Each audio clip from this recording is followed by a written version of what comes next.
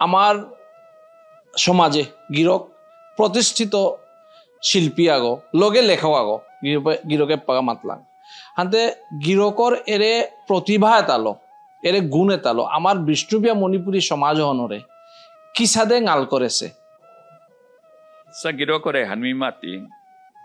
মিয়া খোলাগো মি মানুগো বুলিয়া বা মি সুনীল কুমার সিংহ বুলিয়া সমাজে আন কোন ধরনের হাব্বিরে লজে বাকা আমি আকবারিয়া রূপে সমাজে আনর্তা